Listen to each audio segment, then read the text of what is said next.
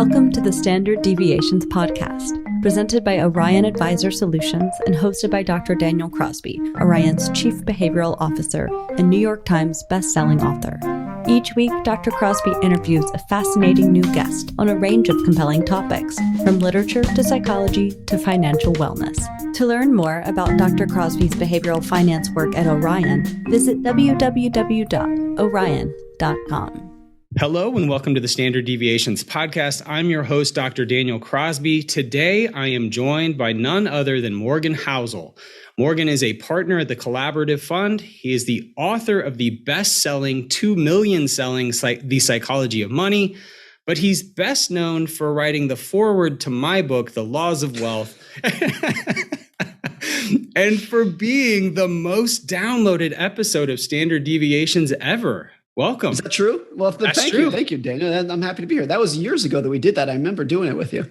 That was years ago. That was before your book even came out. We actually used the framework of your book, your eventual book, as the template for that conversation. Is that true? I don't remember that. I remember recording it with you. I remember where I was, but I don't remember the format of it. But that's interesting. That's great. That is true. You are the most downloaded episode ever. It's really not even close. And brought the thunder from India, like just the downloads from India when you appeared on the show were incredible. So shout out to the Indian listeners and thanks for being here again. Shout out to the Indian listeners. Almost half of my book sales are from India, almost half. Yeah, I was shocked. Very disproportionate to what you might think. And same with blog traffic and whatnot. I think I know it's similar for you, kind of other people in this space. A disproportionate share of readers and book sales come from India. No, it's true. I've been I always keep a close eye. I don't actually monitor my podcast stats all that much, but about every week we get about 142 countries represented, which is so cool to me. But when you came on, India was just bright. So thanks. Shout out to India. Thank you for being here. So absolutely. 3 or 4 years ago, or whenever it was, we went through your book cover to cover before the book even existed. So we're not going to do that again. Instead, we're going to take listener questions. We got questions from people on Twitter, and Twitter responded in a big way. And so we're going to take questions from folks on Twitter, which could go in any number of directions, as you know, but we're going to start with a question from me because it's my show. And I wanted to start with, which of the ideas from the psychology of money do you find most useful in your own life? And if you had to change the book, if you were to re-release the book today, what would you change about it or omit from the book? Well, I'll start with the first one. What's been most relevant to me? I think the idea of just trying to be reasonable instead of rational, that the best that we can do for it is to aim to be reasonable, because if you are holding yourself to a standard of every decision you make has to be purely, coldly, analytically rational, I just think that's just not a realistic way of how humans work.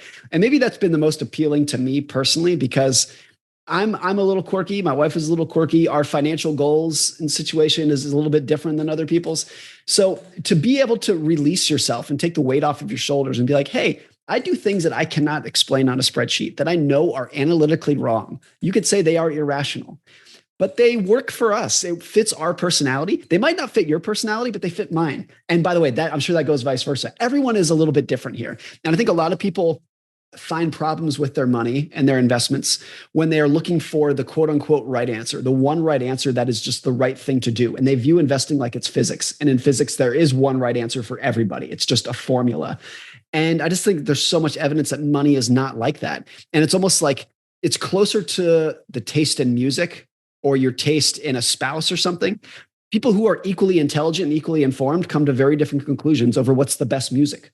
And people understand that.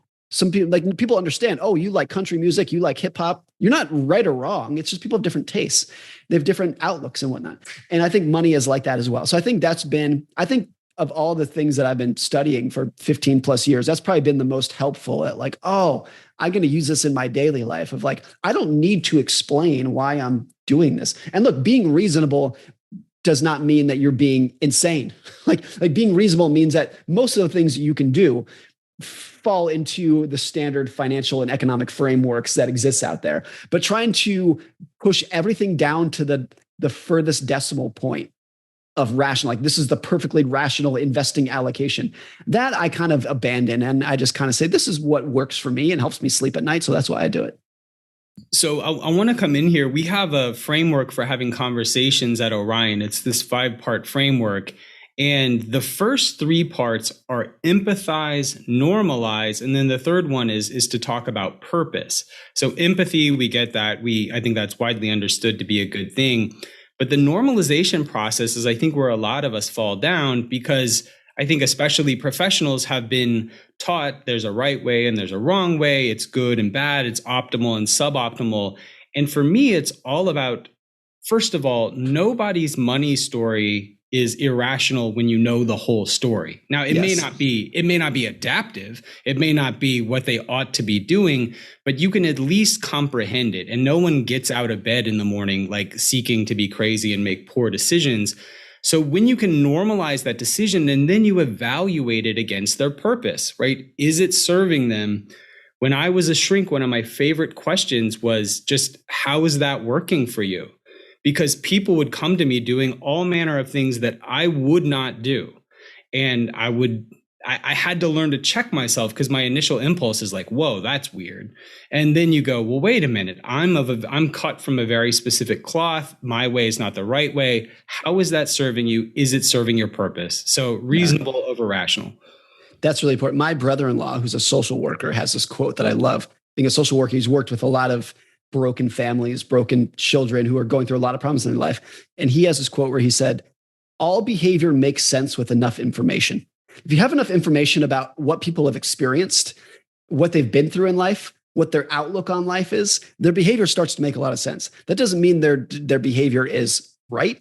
That doesn't mean they should be doing it. That doesn't mean it's not going to cause consequences that they will later regret. But all behavior makes sense with enough information. Totally agree with that sentiment. And I would add, I think there's a corollary there that I found in my time as a therapist, that all people are likable with enough context and enough story too. I found that, I'll be straight up, I don't do this work anymore, so I can say this. There was a subset of my clientele who I just hated seeing, right? You'd see their name on your calendar and you're just like, oh my gosh, here we go. And then you get to know their story. You know where they're coming from, these sort of jarring, obnoxious, grating behaviors. You go, oh, you learned this in a specific place and time and context, and that served you well for a time, and it's not serving you well here. So not only does it make sense, I think it humanizes people and makes you connect a lot better with them too, when you can take time to listen to that story. The most extreme example of that, of course, is the number of mass murderers who were abused as children and had the most wretched childhoods you can imagine is so disproportionate to the rest of the population, of course, not excusing anything that they do, but we are all prisoners to our past. We are all so heavily shaped by our past, and everyone wants to think that they can think open-mindedly and that they can ration their way through the world and change their minds and whatnot. But we are so, and you can to an extent, but we are so heavily shaped by our past. Years ago, this is maybe 10 years ago now, I did an interview with Daniel Kahneman, who is a psychologist who won the Nobel Prize in economics.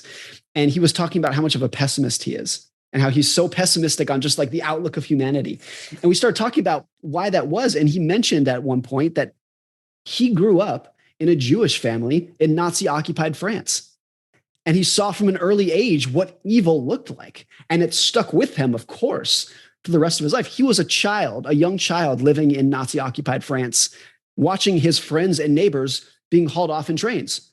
And that was his view of the world as a child. Of course, that stuck with him in a way that I can read about and try to put myself in his shoes, but never in a million years will I have the scar tissue, the emotional scar tissue that someone who experienced that would.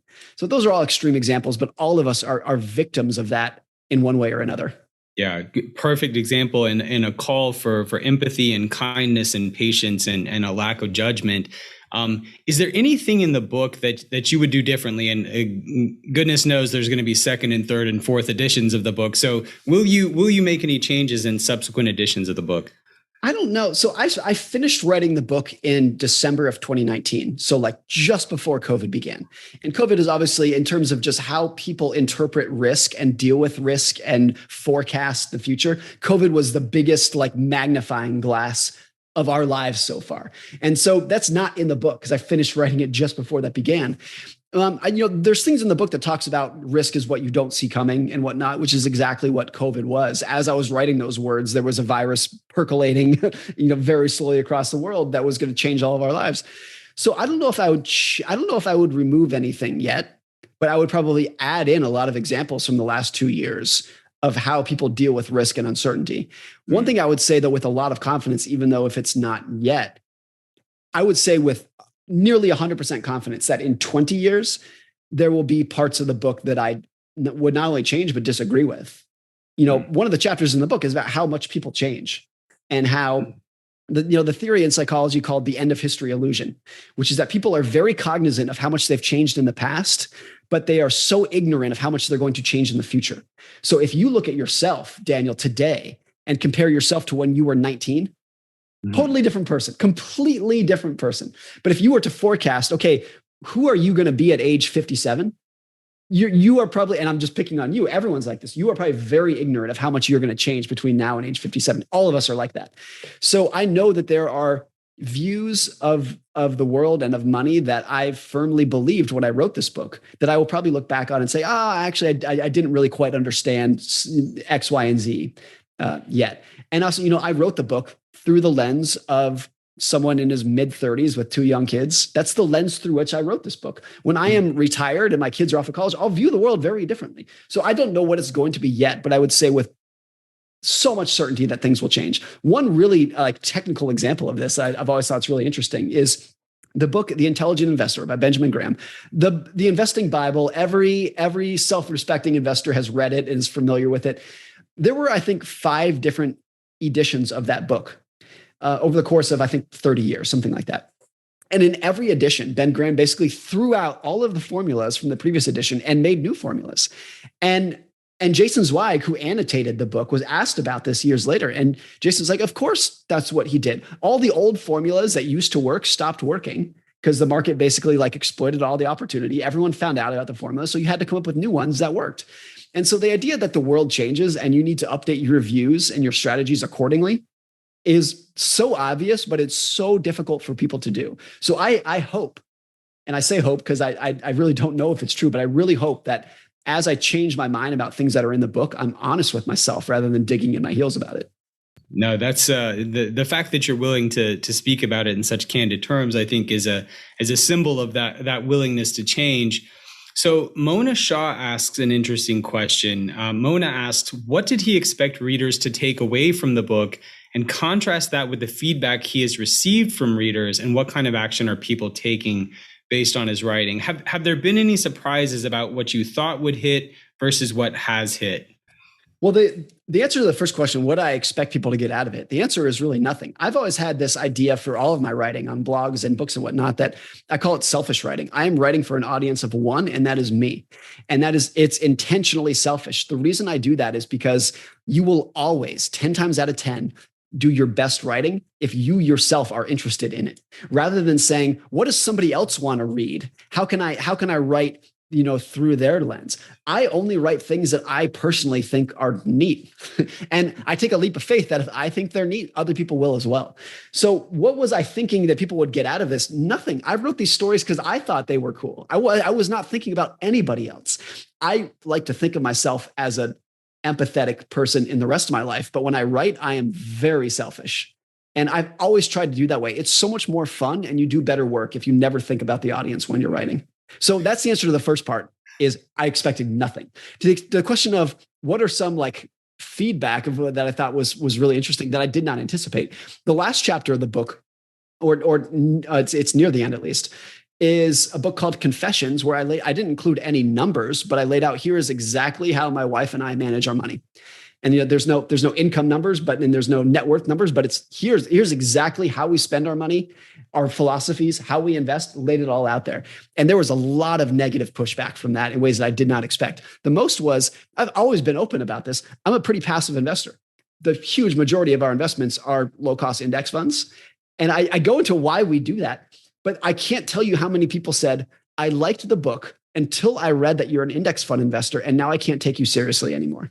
And I think there is such a knee-jerk reaction to the idea that if you invest in index funds, you are admitting that you have no idea what you're doing. To me, it's almost the opposite. It's almost the exact opposite. If you invest in index funds, like you've reached the sage point of investing, of realizing how hard it is and how much the odds are stacked against you.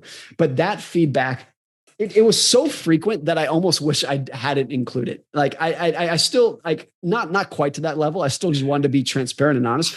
But I can't tell you how many, literally hundreds of people were like, oh, the book was good, but this guy's an index fund investor, and I feel scammed that he didn't even tell me that until the end, because now the rest of the book is not credible. That was really fascinating to me, and it's just like an indication of how people view a signaling of skill and intelligence and competence in investing. So it's fascinating too that maybe folks glossed over and missed the points where you talked about how investing is idiosyncratic and what works for you may not work for me, and reasonable versus rational and all that.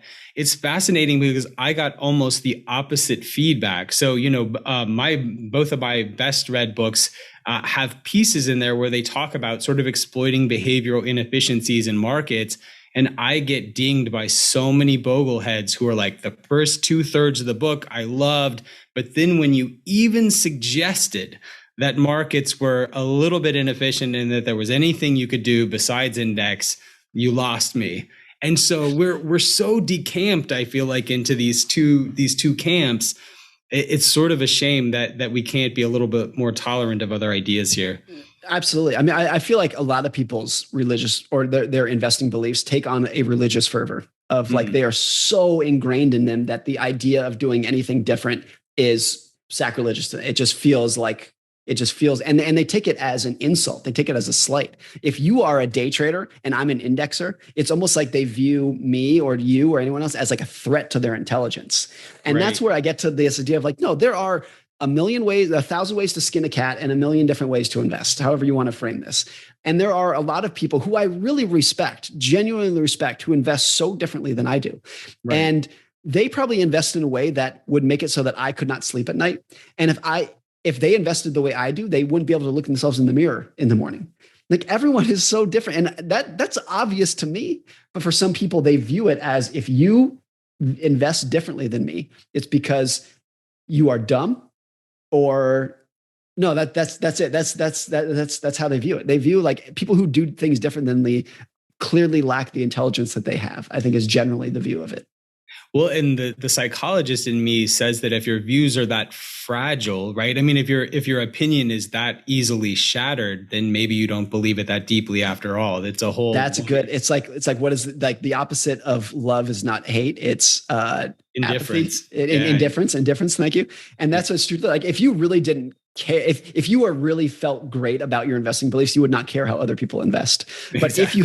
if you have some doubts about them, then you view competing views or alternate views as a threat to what you're thinking. No, absolutely. So we started off talking about your broad international audience, and you posted a picture the other day that gave me a massive inferiority complex. My books have been translated into 12 different languages, and you had a stack of like 30. So you have this great international audience. And the question here is one that I think is interesting because of my work, again, as a clinician. I spent one semester as a graduate student in Hawaii.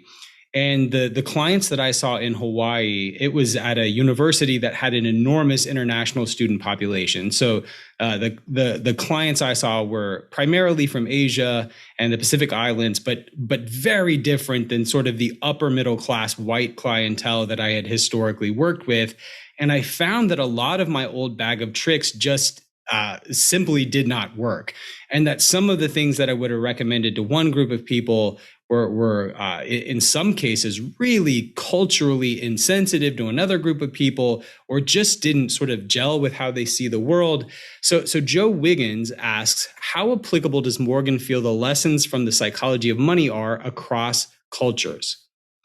It's a great question. It's, again, back to the selfish writing, something that I did not spend 1 second thinking about when I was writing it. And never once did I say, how is this going to be viewed through the eyes of a Japanese reader or a German reader? Never once did I think that. I won't give you any indications of what these are, but there have been, in a couple of the international editions, the publisher from that country said, we need to remove X, Y, and Z because it might be offensive to the audience. In every one of those cases, I was utterly shocked and surprised what they removed. I'm not going to say what it was, but in every one of those cases, and my shock was not, how could you possibly think that? My shock was, I never in a million years would have thought that would have been offensive. Everybody lives in their own bubble, including me. And you and I are white, college-educated, millennial Americans. That's what we are. It's not our fault. It's nothing. It's just who we are.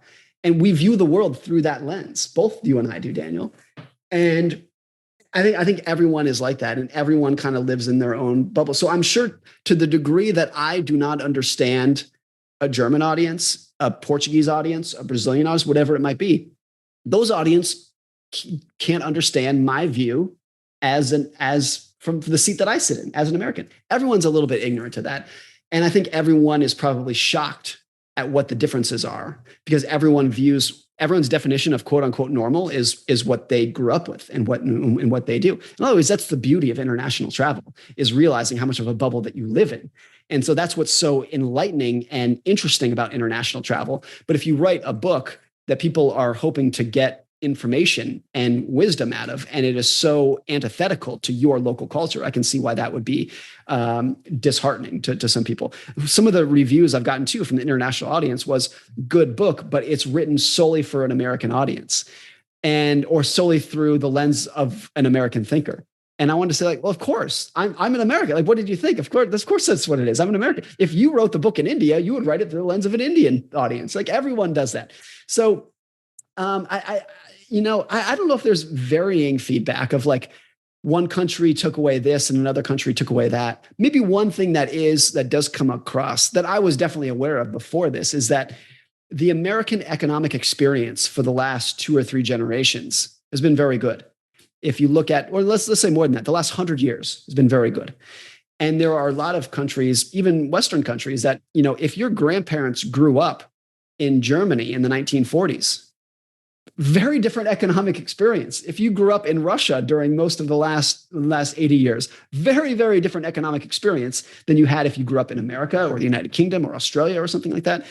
So it's easy for an American to say, invest in the stock market and you will make a lot of money over the next 50 years, because that has been our experience.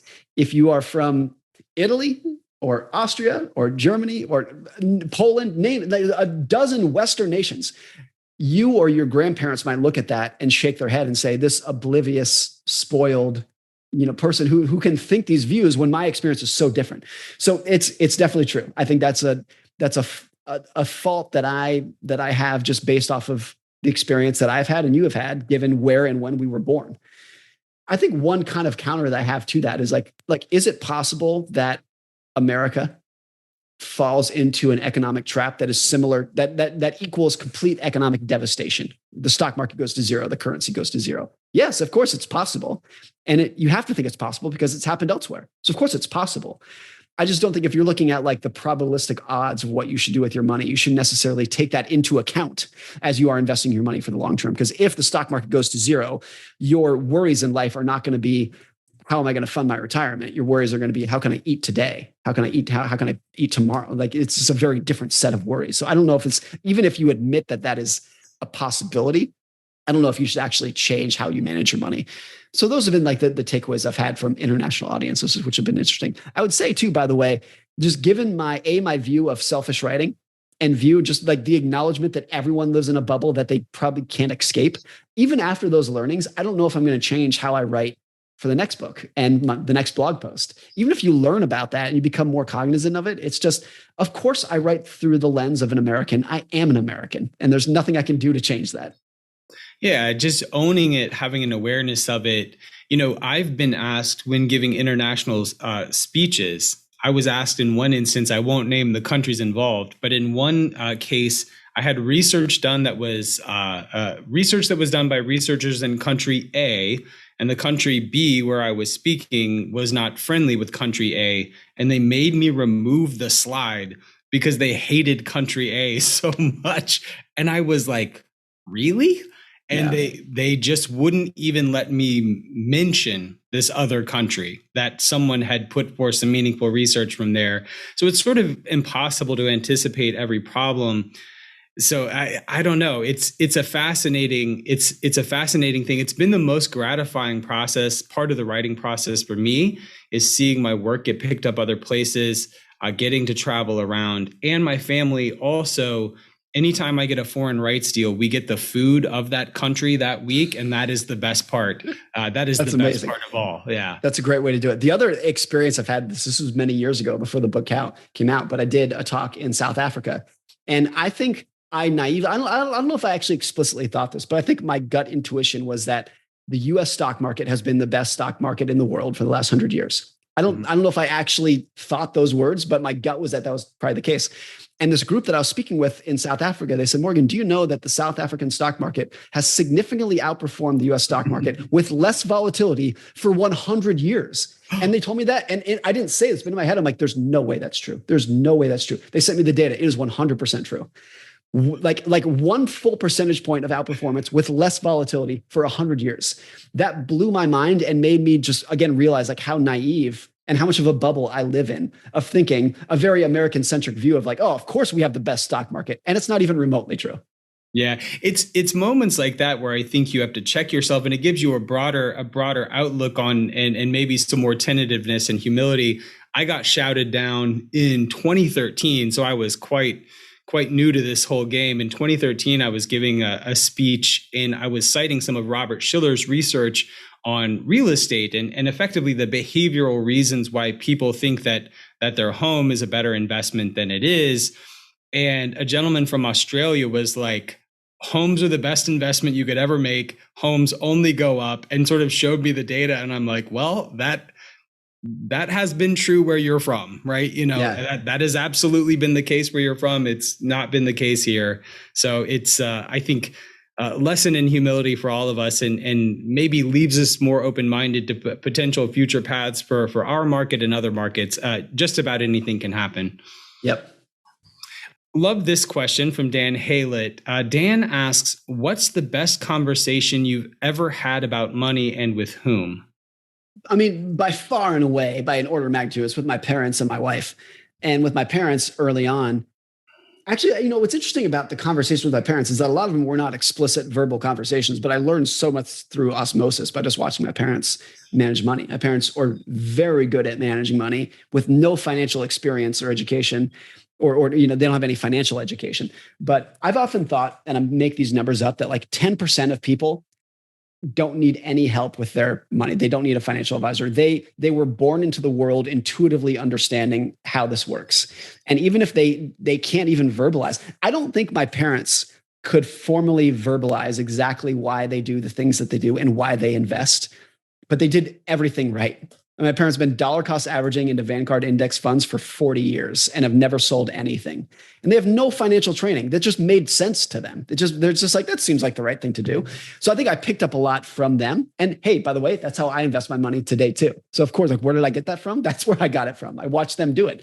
And so I'm a product of my past as well. So that was a really, really important, even if there were very few, if any, like, I don't think I ever sat my parents down and said, hey, can you teach me about money? Like, no, actually, I'm sure that never happened, but it was just slow, bit by bit along the way. And then my wife and I have been together since we were since we're 20 years old, something like that. So we kind of started our adult lives together and been together ever since. So my adult views of money have been completely, you know, step by step with her together. And I think if I go back to myself when I was in my early 20s, I was like a lot of young men in their 20s. I was like, I want to be the billionaire with a Ferrari and a private jet and a Bentley and diamond Rolex. And like, that's what I wanted. That's what I wanted to be. And I think she had a big, powerful impact on me, even if it wasn't explicit and verbal, to be like, no, like, actually, I think you just want to be a nice dad and a good husband and a good friend. And that's all that's going to make you happy.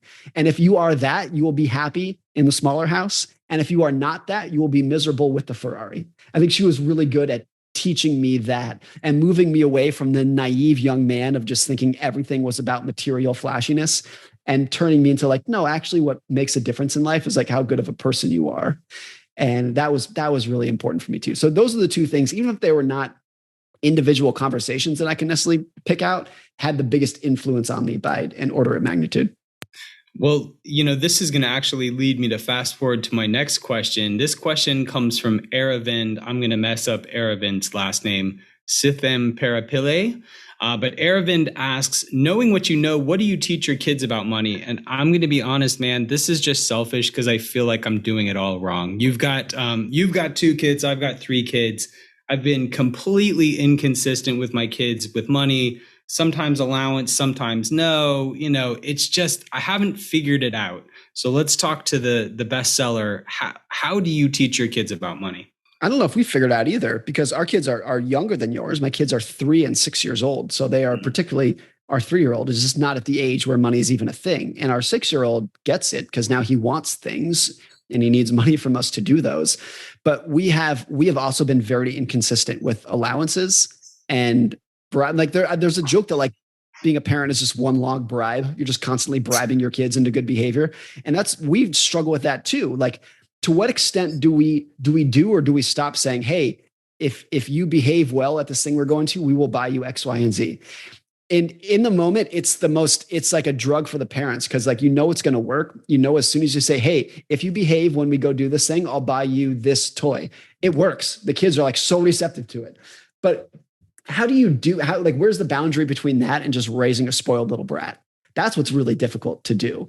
Any parent that has some sort of disposable income, I think it is so ingrained in your parental cells to be like, I want to spoil my children. I want to use my hard work and resources to give my kids a good life. That is such a knee-jerk reaction, but it's also so clear, abundantly clear instantly, how easy it is to turn your kid into a spoiled brat. And how easy it is for a kid that if you buy them too many toys, how quickly they go from being thankful for the toy to expecting the toy. And how quickly they go from expecting the toy to being angry that you didn't buy them another toy. That happens in 2 seconds. So I don't know if we figured out a role for that. When you said that because your kids are older than mine, and when you said that you've been inconsistent, that I almost think I think that's the right way to do it, particularly as you go between kids, because I'm the youngest of 3. I have an older brother, older sister. We are completely different people. Raised in the same house by the same parents, share the same genetics, could not be more different. And kind of our outlooks on life, we all have great relationships, love and respect each other, but we went very different ways.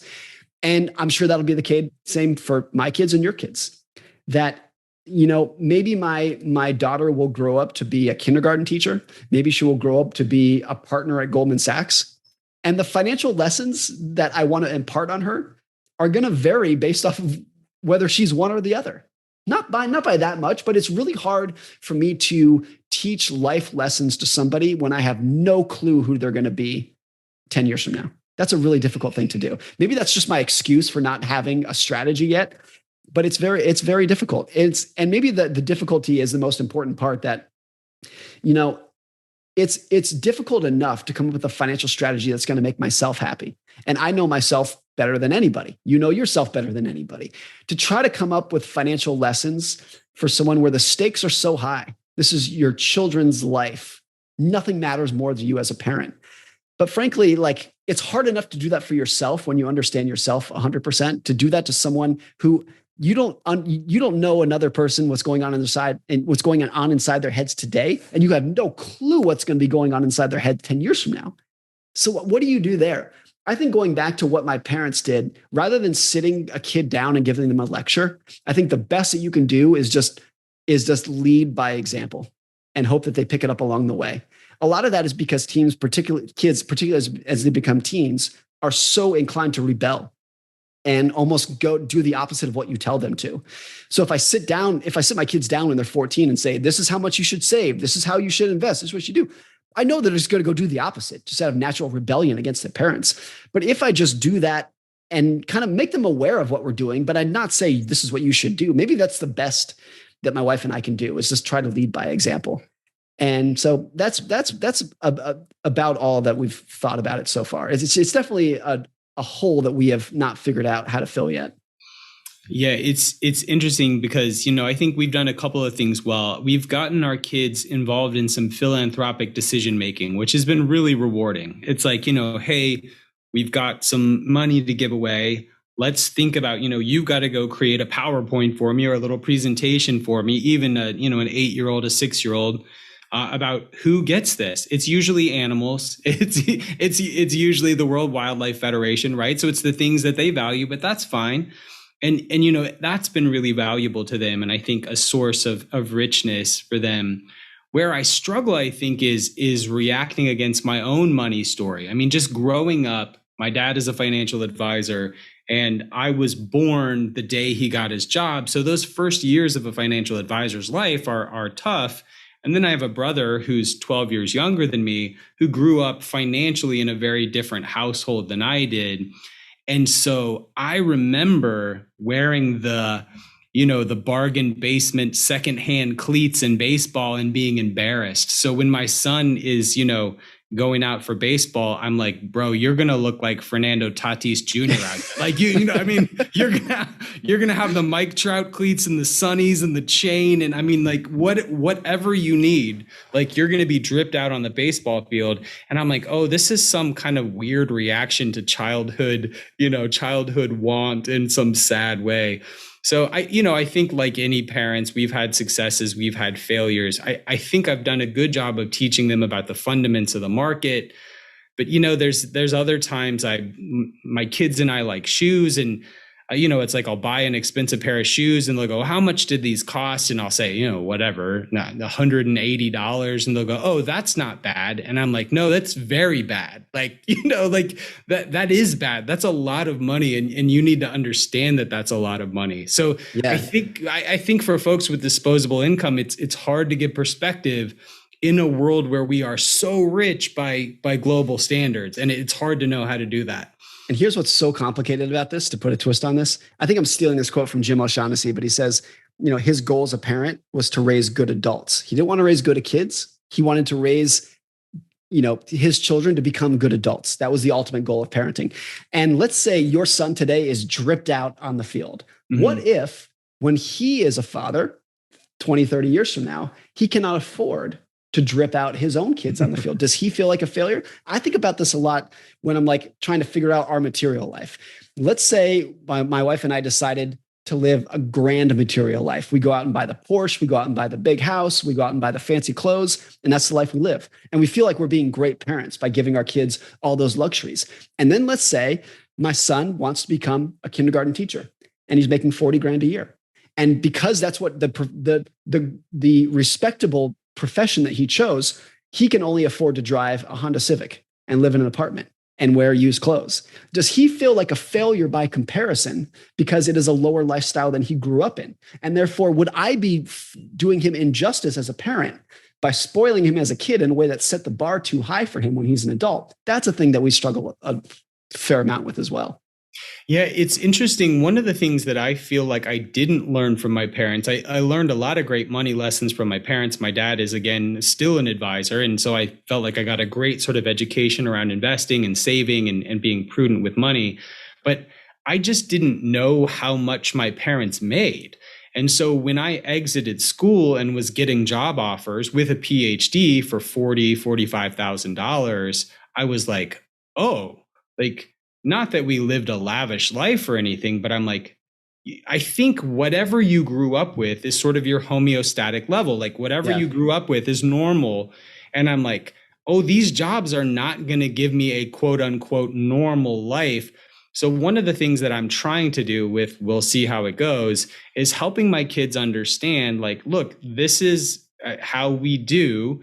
This is what it takes to live like we live, which is not crazy or anything, but this is what it takes. And if you want to be a kindergarten teacher, God bless you. Like that's an incredible, honorable line of work, but you will live differently than our family lives today. And that's fine, but like be ready to make those trade-offs. The thing that I struggle with is like, I think what every kid wants is to live a little bit better than their parents. I think that's just like the generational growth. And therefore, the question I struggle with is, do I as a parent have an obligation to keep the expectations low, to give them the highest odds of exceeding the life that they grew up in. That's a thing I struggle with. Yeah, we'll air all our dirty laundry here. Last thing I'll say about this is I look at my wife and I don't have consensus on this. I'm like, look, our kids should just do whatever they want. If they want to be a photographer, a teacher, all these things that don't sort of on paper make great money, they should do those things. Because when I wanted to be a psychologist, when I wanted to get an undergrad degree in psychology, my parents never said, oh, what are you going to do with this, or rolled their eyes. And because they didn't, and because I was able to pursue what I truly loved, I've had a career that's been rewarding in every sense of the word in ways that it never would have been if they had made me do something with a more clear path to immediate sort of employment. Like if I had been made to be an accountant or a lawyer or 100 other things, I wouldn't be as happy as I am today. So in some ways, I'm like, you just sort of have to encourage them to pursue what they love, and then understand that at some point they're going to be a responsible adult, and those financial burdens will fall on them. But it's hard to know, right? Impossible to know. Never in a million years, even when I was 25, did I think that this is what I would be doing in my late 30s. It's impossible to know, even when you are in your 20s, what you're going to end up at in the middle of your career, to say nothing of like, do your parents know what you're going to be and who you're going to be when you're 6 years old, trying to forecast what they're going to be in the future. Yeah, well, I'm not sure Morgan and I have anything figured out, but hopefully if you're listening, you're just as confused as we are when we can all hold hands and commiserate on this one. So getting to the end here, Morgan, I really like this question from Adam Eugene too. You're someone who tends to sort of start your writing off with these really awesome anecdotes, these really great stories that are kind of deep cuts, things that I've never heard of before. And Adam Eugene wants to know, how do you filter information, and what are your most commonly used mental models for understanding the world around you? Well, all the stories just come from a bunch of casual reading that is never forced. It's never intentional. It's not like, oh, I'm setting out in search of the next anecdote, and I think I'll find an anecdote. And it's never like that. It's just, I spend a lot of time reading things that I think are kind of interesting. I almost never read business or investing or economics books. I read a lot of history and science books, and just like I think anything that might be a little bit interesting. And if you do enough of that, always with this little seed in your head of like, oh, how can what I just read teach me something about investing? You see them everywhere. Once you look for them, they are everywhere. And I think take any book about any subject from any era, any genre, you can find an investing lesson in that book. I'm totally confident in that if you're looking for it, because all investing is just a study of human behavior, and human behavior is everywhere. If you just get a glimpse of like how people think and how the world works and how people make decisions, how they think about greed and fear and risk and uncertainty, those topics and examples of those topics are everywhere. So there's no process, there's no structure. It's just a lot of casual reading with a lens of trying to find it. That's all it is. And in terms of mental models, I think a lot of people get too caught up in trying to force the world into their mental models. It's important to have like broad understandings of how certain models work, but a lot of people get way too hung up on it about like, oh, here's this problem I face in my life. Let's shove that into the compounding model, the incentives model, and try to like find an answer from it there. I like, maybe that works for some people. I never try to force anything in that. I think if you read enough stories, I think maybe that's the difference. Rather than models and like formulas of like, this is how the world works, I just try to think of a lot of just anecdotal stories of how people dealt with things and what their blind spots were and how they justified bad decisions. And if you just have enough of those stories in your head, I think you do start to view the world a little bit differently. So there's really no, I know that's an imperfect answer, but there's no strategy, there's no structure. It's just a lot of casual reading. Well, any kind of model, right? And it's going to focus you on a certain subset of things, and it's going to make you blind to a different subset of things. So models are imperfect, just like any ways of understanding the world. I'm a big existential philosophy guy, and one of the things that all the existential philosophers talk about is that, happiness can't be pursued, that it ensues from, doing other stuff you enjoy. And, at the beginning, before we hit record, I was like, Morgan, teach me how to sell 2 million books. And, you were saying, look, so much of this is luck. It's an incredibly well-written book, right? That's the 10%, but the 90%, there's a lot of it that's luck. But I think your life and your process is a lesson in pursuing what matters to you, pursuing your passion, doing it with great consistency over time. You've been writing, very regularly for a decade and a half now.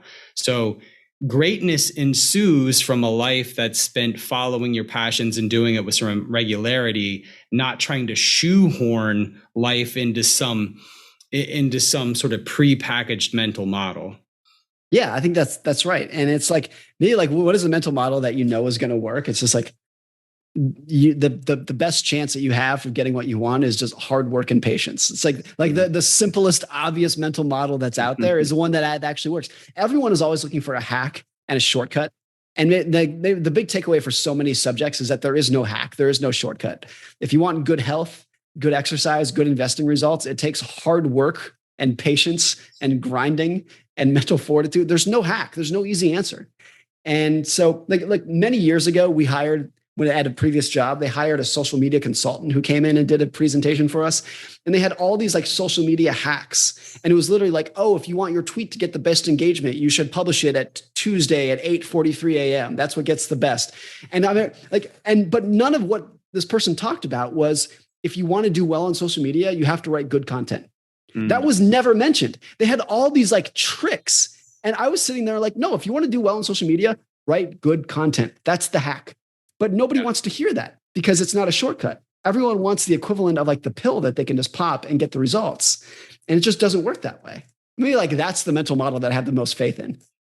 Yeah, patience, hard work, dedication, pursuing something you love. Back when I was a real doctor, I would, speak to my patients, and I would always start with things, these people come to me with some sort of concern, and I would always start with things like diet, rest, exercise, nutrition. Are you spending enough time with your friends? Like, how's work? And people would get frustrated and they're like, where's the pills?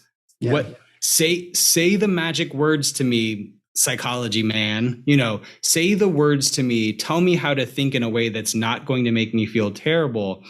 I talk about this all the time. I had a client come to me with anxiety who was drinking 6 cups of coffee a day. And I'm like, look, until you stop drinking 6 cups of coffee a day, we have nothing to talk about. Like there's nothing you can think or I can say to you. Like you are simulating a panic attack through your excessive consumption of caffeine. We're going to start there and then we're going to work on it. And people would get huffy, right? Like everybody wants the shortcut. Maybe the mental model is hard work, dedication, perseverance. As I finish what is almost certainly my 6th cup of coffee this morning, I will toast to that. Well, we all know I'm a Diet Coke guy. The most liked of all the questions came from Gretchen Housel, who you may know. And Gretchen Housel asks, when is the new book coming out? And as an addendum to that, Daniel Crosby will ask, what's the new book about? Well, Gretchen Housel is my wife, and because when is a new book coming out? It's always a moving target, which is why she asks. I would say this. I think there is a good chance that you'll be able to buy the book in the summer of 2023, next summer. Nice. One year from now. I think that's a very good chance that's when it'll be out. What is it about? I'll give you the very broad overview. It's about the behaviors that never changed, that never change over time. So what was true about how people behaved 100 years ago, that will be true 100 years from now? What are the things we spend so much time, particularly in the finance industry, focusing on what's going to change? What's the next hot industry? Like where are things like what's going to change in the economy? And I think way more important than that is what never changes. What can we put all of our faith in that will be dictating and controlling the economy 100 years from now? Like what are those things, the behaviors that never change? That's what the book's about. Wow. I cannot wait to read it. Morgan, congrats on all your success, my guy. It's wonderful to have you back. We're going to break your previous record with the downloads on this one. Thank you again. If people want to buy the book, follow you online, where can we find your work? There's a tiny little startup called Amazon.com that you can buy the book at. That's or anywhere else. The book is in lots of different stores. I spend most of my time online on Twitter. My handle is Morgan Housel, first and last name. Awesome. Let's help that young Jeffrey Bezos out by supporting the book on Amazon. Morgan, thank you again. Thanks, Daniel. Thanks for tuning in to Standard Deviations. If you can't wait till next week for more behavioral finance insights, visit www.orion.com.